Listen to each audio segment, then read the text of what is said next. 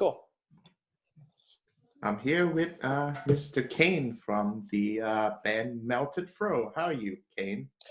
Good, man. How's it going? Good, good. I kind of like made fun of your name because it's spelled a lot like Kanye. Oh, yeah, man. I get that. I've gotten that probably since high school. Everybody called me Kanye in high school. So I still get it a lot, actually, especially like when people read my driver's license or something, they think it's Kanye. But yeah, I think pretty cool. even Kanye West himself, he made a song in I think the album Late Registration Yeah. that addresses the fact that people mistake him for Kane, like Yeah. Kane Yeah. West. Yeah. So It's funny. usually when I first start the interview, I would ask guests like one or two questions that I wrote down. One Yeah. actually for you is two. So the first one is, what would you do when you are outside the club and you see Yoda robbing you at gunpoint to fuel his ketamine addiction? Yoda? Mm-hmm. Yoda. Did you say? Yeah. Yoda. What would I do? Yeah. I'd probably help him because it's Yoda. Okay. I mean, like you can't. It's if Yoda's chilling outside of a club trying to feed his ketamine addiction, I'd probably help him. All I right. love Yoda, so Okay. I Yeah. wanna do what's best for him. Okay. Right. So you're enabling Yoda's It's crippling yeah, addiction. definitely. That that explains the gap between him in like the third installment of the Star Wars movies and the fourth. Yeah, I think that's why yeah. he disappeared for so He long. he looks pretty tweaked out in the what is it? Return of the Jedi, whatever one that he helps Luke Skywalker and he's on his back. He looks really tweaked out. He's probably on ketamine then. Oh So, yeah, oh yeah. I think it was uh, episode 5, Empire yeah, Strikes Back. yes, that's it. Yes. Okay.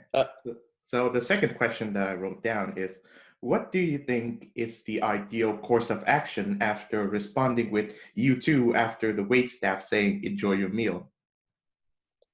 You repeat that one? Okay, so ideal course of action.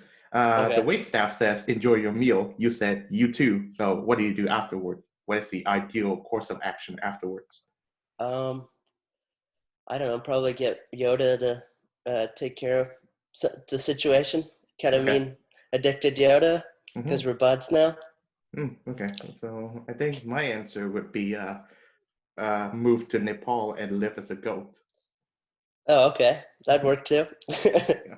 Yeah. So yeah, how's it going? So who is in the band Melted Pro? Is that just you or are there other people? So recording it right now and for the last couple of years has been just me. Uh, Mm-hmm. and for like a live, I haven't done any live shows in probably, well, definitely not this year. I did one last year, but I have Liam St. John. He's from a band called ARF. I Oh yeah, think I you've know met him. him. I know him. Yeah. Yeah, he plays drums for me. We were planning to do shows this year, Oh, and okay. everything kind of went crap out. But we're good buddies. I Mm-hmm. met him through my girlfriend, and I also have Miguel Campmerez playing bass for me. I don't know if Mm-hmm. you know him. He goes to Trent too. So Oh, okay. Yeah, yeah, I know Liam. Yeah, I was gonna mention his name to you. We're in a bunch of classes together when we were at Trent, and I did interview him on my radio show about his like latest EP, and yeah, he's gracious enough to yeah. do it. Interesting guy, he is.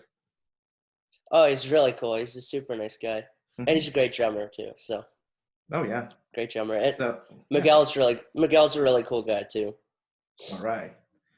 Yeah. So do you miss performing live? When's the last time you did that? To be honest, so I went through like a lineup change like a couple years ago, and then it was just me. And Hmm. then I did. I took a break. I did another project for a while, which is Kayne. You can check that out. Hmm. And the last show I did was last year, and it was just like a solo thing I did by myself with just like guitar, and I had kind of like a Shaky Grave setup with like a kick drum Hmm. suitcase thing. It was fun. I just tried different stuff. But yeah, last year was the last time I played a show. Okay. Yeah. Where was that? I was in Belleville. There's a place called the Bell Pub, and It's pretty like shady, but it's a fun like welcoming place, but also like in a really shady part of Belleville. Hmm. So Right. but Do yeah, you like do you drive yourself to the shows? oh yeah, yeah. I had Right. to. We used to stick like the whole band in my little Toyota Corolla a lot of Ah, times. all You right. know, fit as much stuff as you can in there. So Hmm. Yeah, you and the get up as well, like the instruments and everything. yeah, everything, Hmm. the whole shebang. So how do you resolve the bathroom situation? The bathroom situation, Yeah, like if I got to pee during a show or of something. course. Uh, I've probably just hold it. To be honest, I drink a ton of water, so I know how to like time it, how to pee right before a show. You know, Oh, so I okay. don't. So I'm pretty good about that. So Hmm. Wow, that's a skill. That's a skill, obviously. yes, yes. So, when did you first play guitar? I'm guessing you're the lead guitar as well as you play like a bunch of instruments in the band as well. Yes. Yeah. When did I first start playing? Oh yeah. I got a guitar when I was like 10, Hmm. and I for Christmas, and I played. I knew like Smoke on the Water, and I like that's all I knew for a couple years. And then Hmm. right around I was like 12 or 13, I picked up bass, and then bass shifted into guitar, and I've been playing probably since I was like 12 or 13 steady. So You still have that first guitar that yeah to this I day? I do, and the reason why I have it is because it was given to my uncle from my grandpa, who got it at a yard sale for like $50, and he put it in the front basket of his bike and drove it home Oh. to my uncle, and he gave it to me. Hmm. So it's kind of sentimental. I hope to give it to like my kid or nephew or whatever one day. So I see. Well, I do still have it. hmm. Yeah, really great stuff. Do you go to Trent, by the way? I don't go to Trent. No, I've Mhm. partied at Trent though. All right. Yeah, fun stuff. Mhm. So I'm guessing you Do you visited play? the. Yeah, you have a Oh, I was question just for gonna me. say, do you play any instruments? Uh, funny you ask. I have a quite a history with that because so when I was 8, I was introduced to the electric keyboard. But Okay. so I was raised in Hanoi, Vietnam, and they always call the electric keyboard the organ, Yeah. despite the fact that there is an organ. Yeah. Um, so basically, my parents sort of like forced me to play this thing just so that I could have a productive pastime because they were worried Yeah. that I spent too much time on TV, on the TV, like Yeah. watching TV, not being on TV. Um, so You yeah, weren't a big sports guy like me either. no, I don't You didn't play think sports or so. anything.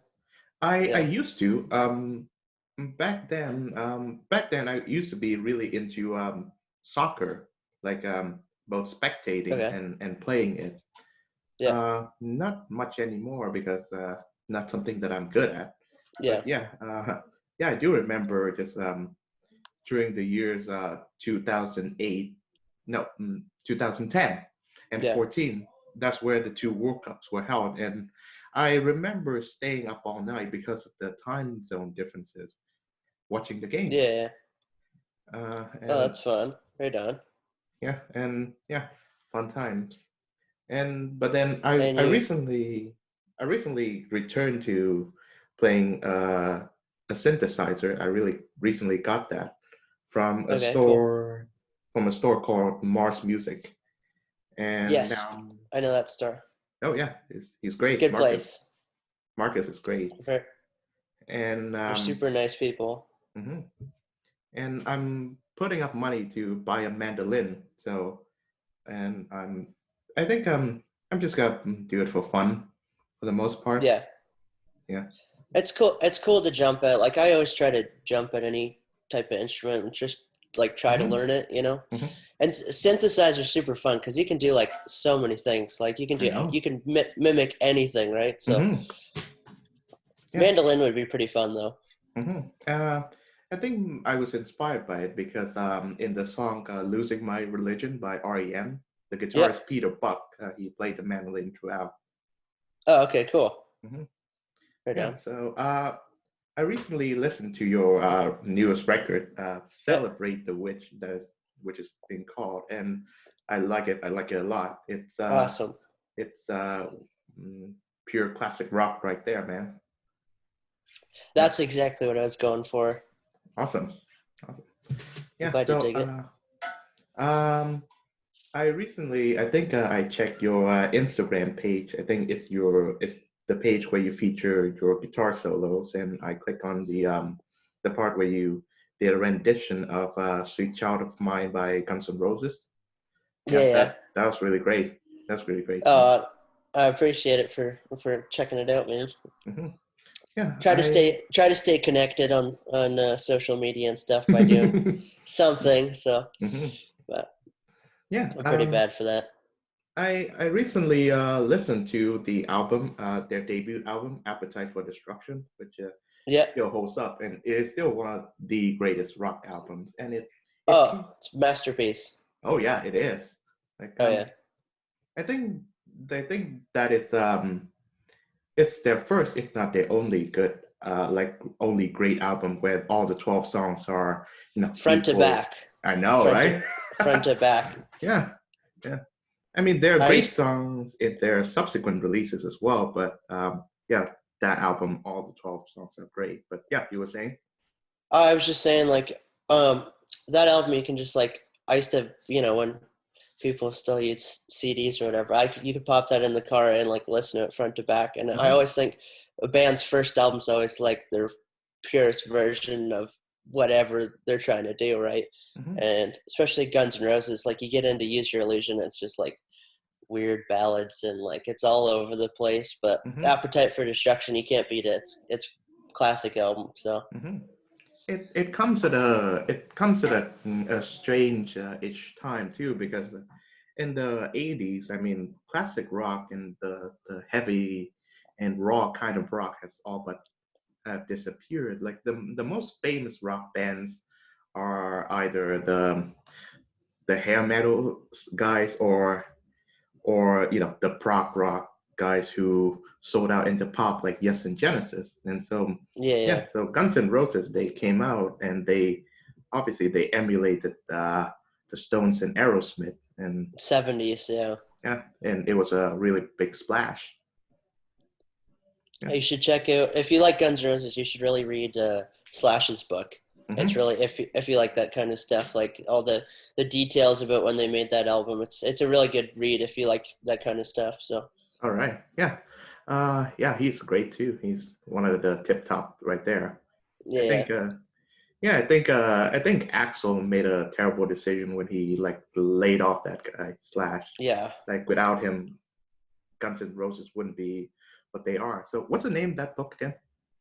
It's just called Slash. Okay. Yeah, yeah. Simple. If Simple enough. I got it if you want to borrow it sometime. I know you're like not far from me, so All if you want right. to That's great. use my library of books, you can definitely borrow it for sure. Hmm. Yeah, I recently got the McKagan book as well.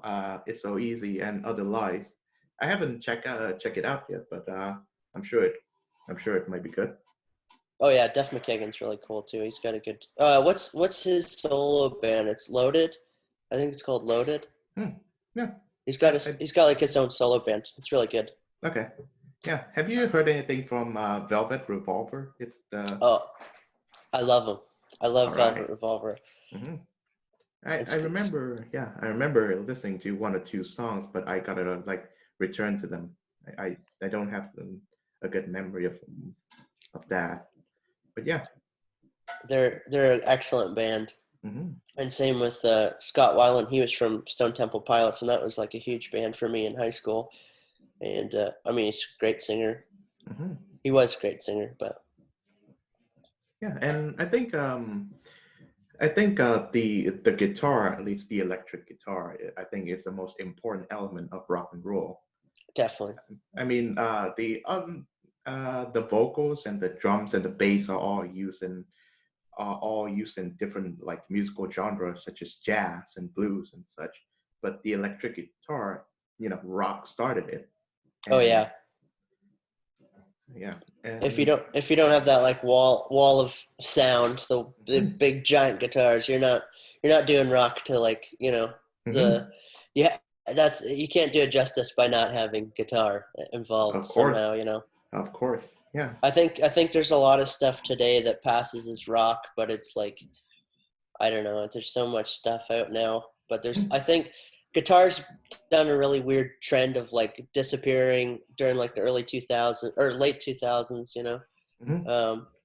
and then it's kind of making its way back up with like a few bands, Mhm.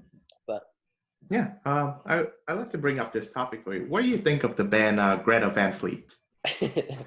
I joke about it a lot. I'll tell you this, man. I read a YouTube comment, and it will always like ruin how you listen to them. Mhm. Um, Somebody wrote like it sounds like Adam Sandler is singing for like a Led Zeppelin cover band. And every time you listen to it now, like you'll just think of like SNL skits or Billy Madison or something. It just sounds like it's. I don't hate them. Like they're a great band, but like a band Mhm. that literally sounds just like Led Zeppelin, and they won't admit that they're going for that sound. But Mhm. It's it's a cool. it's a bit of a nostalgia cash grab, which I do not like the idea. I mean, the musicians are obviously competent and talented and all, and I wish they Definitely. would move on to different sounds. Yeah, yeah. So, who are your guitar heroes? That's a hard question. I have like a whole, probably like a ton of them I can name, but like I always kind of gravitated towards like weird guys that weren't like, everyone says like, Slash and Jimmy Page and all those guys, which they're great. But Mhm. like I like guys like Joe Walsh and Okay, like Josh Homme from Queens of the Stone Age. That's a big of one for course. me. Um, I don't know. It changes. Dimebag Darrell's a big one. I love Pantera. That was big for Pantera. me in high school. Hmm. Uh, I don't know. I like a lot of blues guys. It changes all the time for me, so it's kind of hard to like pinpoint one. But a couple those guys are definitely one of the big influences for me. Yeah, of course. Like you cannot mention rock without the blues, like Oh, definitely. Robert Johnson and Muddy Waters and the Three Kings. Oh, definitely. Those. There's so much like other stuff people don't know too, like Junior Kimbrough and R.L. Hmm. Burnside and like Elmore James. I love Elmore James. Hmm. Yeah, just like there's so many of them, but I definitely love like some of the really weird bluesy stuff. That's Robert Of Johnson, Muddy course. Waters. Those are like the mainstays, but like there's a lot of really weird guys that didn't get the light they deserve. But Hmm. yeah, I Yeah. love the blues. So, what kind of music are you listening to right now? Right now, Leonard Skinner's been like my main one. All Uh, right. I love Leonard Skinner. Hmm. I was listening to Nine Inch Nails the other day, Hmm. um, and I've been listening to like a lot of classic rock, and if you can definitely tell by the album, because like that's Of what I course. was Yeah. going for. Hmm. And ZZ Top, like I'm all over the place. I was listening to Elvis today too. Oh, I okay. love Elvis, so All right. I like a lot of older stuff. Is it one of his movie soundtracks or one of his like studio releases? It's studio stuff. Yeah, I didn't really care for some of like the movie stuff, but Right. it's a little cheesy. But Hmm. Yeah. So I'm guessing you haven't seen any of his films. no, I haven't. Well, I Hmm. should check them out though. Give it Hmm. a try. Yeah. Interesting figure, Elvis. Do you know this movie, Elvis and Nixon? So it. I have watched that. Oh yeah, yeah. What do Yeah, you it's think of super fun. It's super like weird, and it's just cool to think that that actually happened. that? You know, the like, it's so like what's the word I'm trying to look for? Is a total hypocrite because at the time Elvis was like a giant junkie. He was Mhm. like into Oh tons of yeah. pills, but he wanted what was it? He wanted to be like a DEA agent or Right. something. Yeah. He was the DEA. And he wanted to bust people for like weed and acid, But he was like a massive junkie at the time, so Hmm. it's funny, but it's a good movie. Yeah, Oh yeah. Yeah. I haven't seen that. But yeah. Well, I would definitely check it out and it's see worth how. checking out. Hmm. Get into Bill Haley in the comments. Bill Haley and the Comets. Hmm. Yeah, it's like Shake, Rattle, and Roll, like that kind of Yes, stuff. and Yeah, yeah. Rock Around the Clock too. Oh yeah, yeah. Those are like the two songs I know, but I definitely like that stuff. Yeah, I think I have a greatest hits vinyl up in my record collection, and I've been collecting considerably. I'm guessing you collect records as well. I do. You can probably see them like right All right. here, down at the bottom, and Hmm. I got some on the shelf. You're a big record dude, though, eh? Oh yeah, I do, Yeah. and I do sell them to people as well, and business seems to be going great. Booming. Hmm. What would you say is your top 5 records roughly? I know that's a hard question, but Okay. Um, I can name you five of my favorite records. okay. Uh, is it limited to genres? Anything. I'm not too Sure. picky. Okay. Um, Kanye West's "My Beautiful Dark Twisted Fantasy" comes to mind. I think it's the Okay. first album that came to mind. It's not really a rap album. It features elements of hip hop and classic and alternative rock as well. Um, Blonde by Frank Ocean. My girlfriend loves that. She Oh loves yeah. Frank Ocean. Yeah, she loves Hmm. that. She's got the poster and everything. He's a great singer too. Oh yeah, he is. Fantastic. Let's see. Let's see. Prince's soundtrack to Purple Rain. That's a good one. Oh yeah. Uh, Number Four by Led Zeppelin. That's a great album. I love number 2. That's Hmm. probably one of my go-to ones. It's so raw. Yeah, with a whole lot of love and all that, right? Oh yeah, Lemon Song Hmm. and Heartbreaker. That's a Hmm. great. I was going for a little bit of Led Zeppelin sound on the album too. That was Hmm. a big one. And I'll say, I a few weeks ago I made a podcast, a show discussing the Smiths' "The Queen Is Dead," and that is one of Okay. my favorite records as well. I remember exactly no New Year's Eve last year when I turned on the Smiths' "The Queen Is Dead," and I was hooked ever since. Oh yeah. Mhm. I haven't got real into the Smiths. I know a few songs, but I definitely check them out for sure. Mhm. Yeah, I think the album "Hatful of Hollow" is really good. It's a compilation of their singles and their session records and their B-side and everything. Right Yeah, on. Well, I'll yeah. check it out. I wonder, are you into like listening to demos and like B-sides and rarities of the albums that you like? Definitely. I Hmm. um I love listening to demos. What is it? They do a thing called songs for is it song demos for the dead, where Hmm. it's like songs for the dead, like Queens of the Stone Age, and it's all the like really stripped down demos and B-sides, and Hmm. it's super cool. I love that weird stuff and like really rough recordings. That stuff's great. I remember, I think what a I have two really good favorite live albums. Uh, One is "Rust Never Sleeps" by Neil Young, Okay. and the other is "At Fillmore East" by the Allman Brothers. Oh, I love the Allman Brothers. That's a great album. Oh yeah, and when they do whipping pose and it goes like to like 21 minutes long, and you never really get tired of it. Like they just keep adding and adding and adding. Yeah, yeah. It's insane. You know the front cover too, right? Like how Hmm. they're laughing. Yeah. If you see they're laughing, I've watched. I think it was part of a documentary or whatever.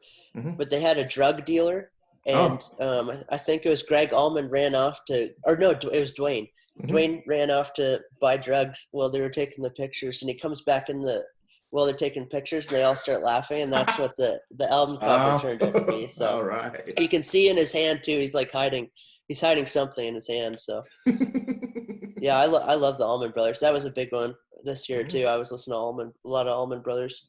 Hmm. You got that as a LP, as an LP. I actually don't, man. I think I have brothers and sisters. Hmm.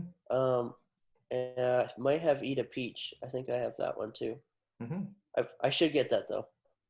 Yeah, it's quite funny, isn't it? Like this decade is the one where suddenly the younger generation, the ones including you and I, are suddenly into vinyl records.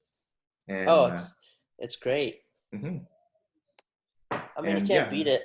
Mhm. And for some reason, we are like listening to the music of our parents as well. So my dad, he really likes power ballads and soft rock from the '80s. Yeah. And I recently went back and listened to Brian Adams's album Reckless because Okay. my dad really likes him, and I must say it is really good. It is really Yeah. good. I listened to my favorite track is a song. It's track number 3, "Run to You," and Uh, I remember it because it was featured in the video game Grand Theft Auto Vice City. I know. Yes. I remember playing that. Was it Vice City or San Andreas? Vice City, Oh, okay. Flash Yeah, yeah, FM, yeah, one of yeah. the radio stations. I think honestly, and I think that's probably why a lot of our generation appreciates older music is like, look at Grand Theft Auto. Like they play tons of great songs on the radio, Hmm. Yeah. and like they stick in your brain. Like you don't really think about it at the time when you're a kid, but then Hmm. a couple years later you listen to it, and you're like, that song from Grand Theft Auto, I love it.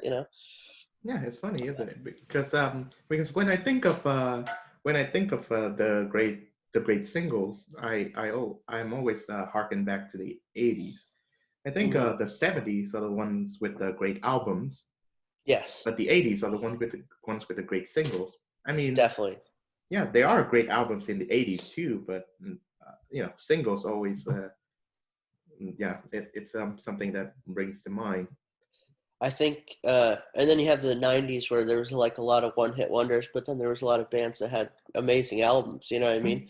It's weird. Each decade has such a weird thing to it. But Hmm. Oh yeah.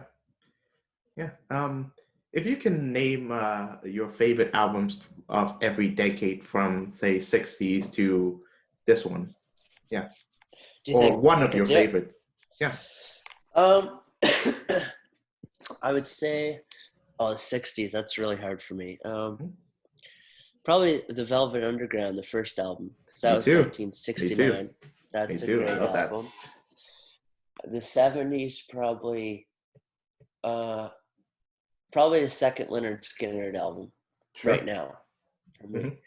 '80s, to be honest, I'm not a huge fan of the '80s, but like, uh, shit, I don't know. I'll probably have to skip the '80s because I don't Sure. know what to tell you. Motley Hmm. Crue. I'll say Okay. Motley Crue's first album. Sure. Um, and '90s, I'll say Stone Temple Pilots, like Hmm. Purple album. That was a good one. Okay. I can keep going if you want. Okay. Well, we still have the aughts, the 2000s and the tens, Yeah. if you like. Um, Probably Queens of the Stone Age songs Hmm. for the deaf, and Also the deaf, yeah. uh, I don't know what my probably Death from Above for like the 2010s. I like Okay. Death from Above; they're really good too. So All right. Yeah. I'm still going over my pick. I think I can only say one of like the ones that I'm thinking, the ones that come into my head at the moment. Yeah, I would agree with you with the '69 Velvet Underground debut. '70s, I'll go with Pink Floyd's "Wish You Were Here." That's my favorite Pink Floyd record. okay. The '80s, I think Prince's "Purple Rain." Oh Uh, yeah, that's a masterpiece too. I'm blanking a bit on the '90s. There's a lot of good stuff in the '90s to like Mhm, pinpoint. mhm, There's so many different types of bands. Then mhm. Um, I'll say The Chronic by Dr. Dre. That is an album that I really like. okay, Um, what's in the 2000? I'll go for another hip hop record, Jay-Z's The Black Album, which also contains like elements of rock and roll too. 99 Problems, that's a great track. yeah, yeah. Great song. And okay, 2010s, I would say another rap album, Kendrick Lamar's To Pimp a Butterfly. That's a great album too. Yeah, it combines all the elements of like 70s like black music, like soul and free jazz and funk, and it's a very like Kubrick-esque concept album too. Yeah, yeah, definitely. Do you like are you a fan of Bowie? I haven't mentioned Bowie because I Oh love right, Bowie. David Bowie. Yeah, I like him a lot too. The Black Star album, he was really inspired by To Pimp a Butterfly for that album. Oh yeah, If you I've listen heard. to it, it's very I've heard. together, pretty good. hmm Yeah, I actually recently listened to that album again too, and I intend to make a solo podcast about it, which will be released on January the 8th, like the release of that album, which coincide with his birthday, David Bowie's birthday. Okay. And Yeah, yeah, yeah, I think the first time I listened to it was in the wake of Bowie's passing. And of course like it was rather sad, but yeah, I recently listened to it, and some of it is kind of darkly humorous. Like yeah, the song was it "Tis a Pity She Was a Whore." That's yeah. That's really a great funny. song, man. hmm It's the whole album is such a weird mix of emotions, and hmm it's definitely an album that like when you start listening to it, it can kind of, it can be different each time you listen to it, because it's hmm so like there's so many things going on. There's so many stuff like the title track Black Star. hmm That is such a great song, and it goes through so many shifts. Like it's such a good album. hmm I love that album. Yeah, I love that passage too. Like I can't answer why, and there's always that refrain: "I'm a black star. I'm not a rock star. I'm not a film star." And Yeah, of course, the overarching theme is his mortality. And given someone, yeah. and I always think that Bowie himself has created and killed off a lot of characters, Major Tom and Ziggy Then Stardust White and all Duke. that. And here we are, like here we are, like this is his final incarnation. It's And, it's really like I don't know. It's a really weird album. It took me a while to listen to the whole thing, but when I did listen to it, it Mhm, hit so much harder, mhm. after he was dead. But I mean, it's a fantastic album. Right. Speaking of Bowie, I have a film recommendation for you if you are a film fan. There's this movie called Merry Christmas, Mr. Lawrence. It stars David Okay, Bowie in it. okay, And alongside this wonderful rock star in Japan who is also a soundtrack composer. He actually composes the soundtrack. His name is Ryuchi Sakamoto. okay. And the film takes place in a POW camp in Java during World War II, where the Japanese were capturing the British prisoners. Yep, So Bowie plays one of the POWs, and yep, Sakamoto plays one of the prison guards. And it's an interplay between the two characters as well. And it is kind of like a microcosm or a representation of the interplay between British and Japanese culture. yep, And at the end of the film, it shows that you know, both cultures have their own blind spots, and the war has done like really like a terrible damage to the sort of like this cultural interplay between these two very interesting yep. but nevertheless you know very flawed cultures. And yeah, I'll have to check it out. I'll yeah, it. definitely check it out. Mhm, yeah. Have you seen Labyrinth? I know of that movie. I think It's you should definitely. Jim Henson and Frank Oz, are they the ones behind it, or am I I don't missing know. something? I don't know who directed it, but it's like it's really out there, man. I hmm watched it as a kid. My brother showed me that movie Labyrinth, and it was like it's a real like trippy movie for to watch as a kid. hmm It's definitely worth checking out. Yes, and of course it has Bowie in it as well. Yes. Yeah, yeah. It's hmm it's it's really good. Yeah. What do you think is your favorite Bowie era? Um, I don't know. Probably. I mean, Ziggy Stardust. You can't beat that. That's hmm like, and that album is so good.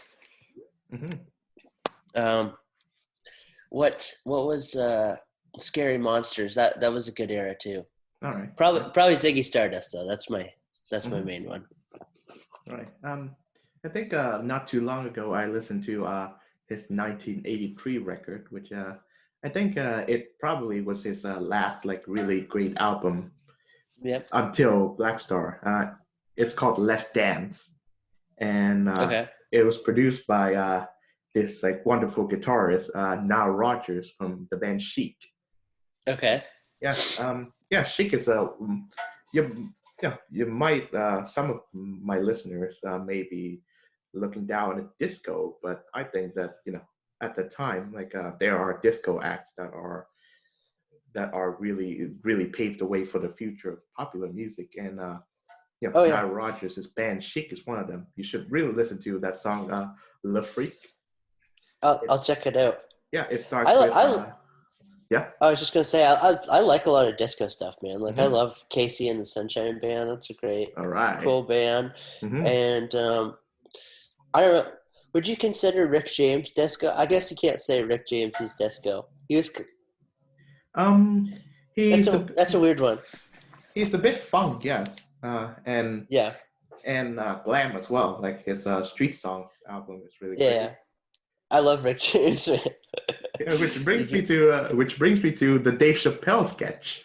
Yeah. I'm Rick I knew James, you were gonna bring it bitch. up. And then Rick James himself like appeared. And he says, "Cocaine is hell of a drug." Oh, it's a great. I showed my girlfriend that episode. It's so good. And same with the Prince one where they're playing basketball. Right? Yeah. He's like, do you guys want any pancakes? It's so good. Right, yeah. Yeah. Chappelle Show. That's a classic. Definitely. But yeah, Let's Dance. I think my favorite song on that album is Modern Love. It's the first track too. I love that song. That's a great song. And the song Cat People is really good too. I think it was it was featured in the film Cat People, directed by Paul Schrader, and Yeah. one of the most one of the geniuses of like disco and electronic music, Giorgio Moroder. He produced the soundtrack, Oh, and did he? he yeah, and also that guy Giorgio Moroder is responsible for two of the most earwormy songs of the film Top Gun. Oh, okay. Yeah, there's Danger Zone by Kenny Loggins and Yeah. Take My Breath Away by Berlin. Right on. Mhm. Yeah, it's funny. I for some reason I do not like flying as I used to, given that I've been through so many flights as to get from Canada to Vietnam and back. Yep. But whenever the plane takes off, like it's an exhilarating feeling, and I Yeah. play the song "Danger Zone" by Kenny Loggins every time the plane takes off, That's and a it's perfect song to do on takeoff. mhm, My thing when I was flying, I did a whole trip to Australia and I went to where did I stop? I stopped in Singapore, mhm. and then that flight from California to Singapore is it's like a whole day. But every Wow. time I would do the takeoff, I'd always turn on LA Woman, Hmm. The Doors, yes. Mr. Mojo Rising, and I'd skip like right to that part Hmm. during takeoff. It's a I weird see. OCD thing that I did. So Hmm. It's the Doors, yes. The the band. Doors, yeah, Yeah. yeah, the Doors, yeah. Have you seen the movie? The film directed by Oliver Stone. Oh yeah, the Oliver Stone one. Um, yeah, it's kind of cringy, but it's good. Hmm. Okay. Yeah, I haven't seen it, but they say that Val Kilmer plays a really good Jim Morrison, and I he heard that appeared. he had to do therapy afterwards because he got so stuck in the character. Oh yeah, he's one hell of a guy. Yeah, Jim Morrison. And yeah, I think I Kilmer appeared in Top Gun too, which I never really liked Top Gun. Actually, I never understood the hype behind it. I can't say that I've actually watched the whole movie, to be honest. I've probably seen like a lot of parts from it, but Mhm. it's very like cheesy 80s, you know. cheesy 80s movies that was coming out at the time, but There's a lot of like homoerotic undertones within it, but and it's obviously unintentional. And yeah, but otherwise, the movie never has like any stake. Like of course, Anthony Edwards' character Goose dies, but yeah, yeah, it always feels like a commercial for the aviation school and oh, aviator definitely. sunglasses to me. And apparently, in that film, the leading actress, Carrie McGillis, was significantly taller than Tom Cruise, and so I think they have to like Tom Cruise himself had to wear like those like height enhancing Stilts. shoe, yeah, stilts to, you know, yeah. Uh, so Right on. we are almost out of time, as my therapist would say. So, Kane from Melted Pro, how would you like to close up this conversation? Um, I don't know. I'd say thanks for having me, man. And Awesome. everybody be good to each other. And hopefully things get better in the Mhm. next year. And listen to my album, Celebrate the Witch, on Spotify. All right. Kane from Melted Pro, everyone. Merry Christmas. Merry Christmas, man. Have a good one.